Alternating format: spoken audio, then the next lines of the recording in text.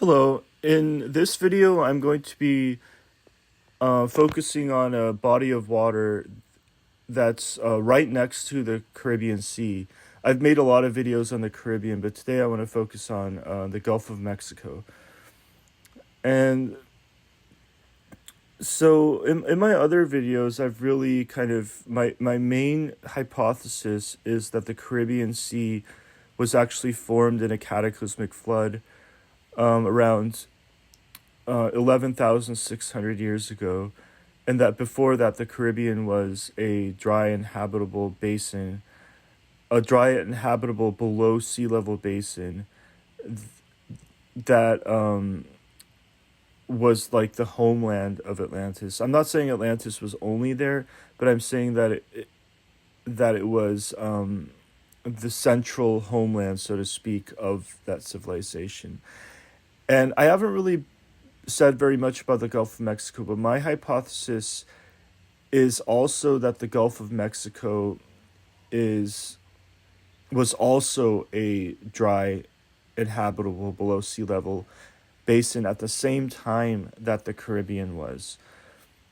And to provide evidence of this claim, I point to a feature in the Gulf of Mexico in the Gulf of Mexico basin that I believe shows evidence of being a man-made construction. And if you see where I'm pointing to with a cursor, you could kind of see like a darker region that's surrounded by lighter colored regions. And that caught my eye immediately, but upon zooming in closer, we can see that it's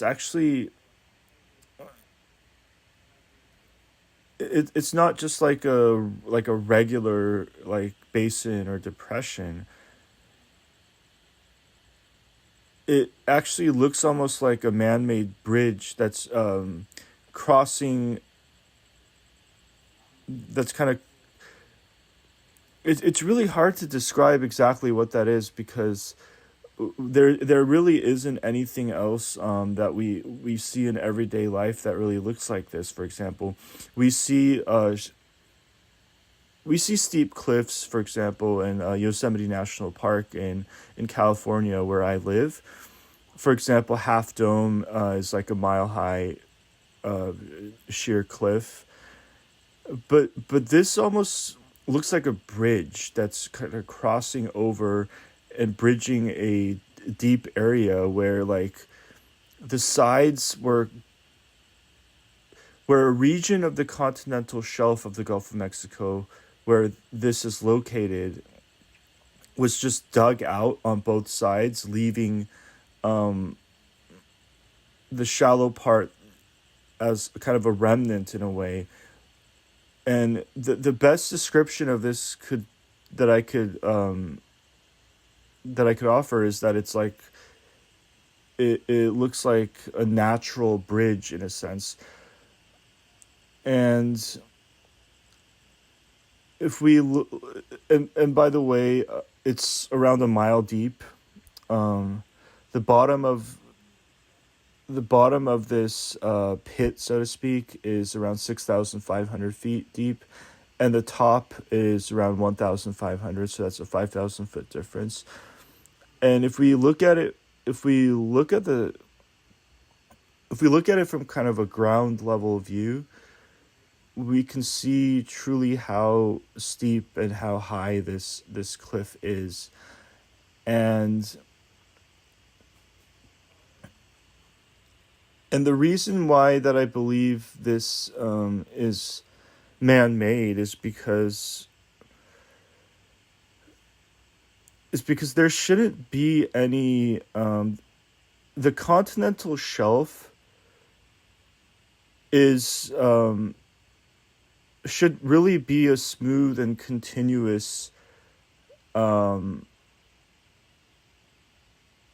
the continental shelf in all other areas of the world is very smooth, and it there are no like deep pits or depressions or basins within the continental shelf. we don't really see that anywhere in the world, and that to me suggests phenomenon and a non-geological explanation for this phenomenon. If we zoom out, um, I mean, it's certainly possible that it was made by nature, but there isn't really a mechanism that could have formed this that I can really explain it, that I can come up with any explanation for. And sorry, I didn't make this video. I'm having some audio problems with my computer, so the audio and the video isn't synchronized, so it's kind of it might be a little bit spotty. But look at the rest of the continental shelf. We clearly see that there really aren't any discontinuities or any deep pits or depressions anywhere else in the continental shelf other than specifically right there in the Gulf of Mexico. And that to me strongly implies that it was man-made. And the only possible way that it could have been man-made is that if the Gulf of Mexico didn't even exist at a point in the recent human past, and that it was a below sea level basin, much like the Mediterranean basin was in the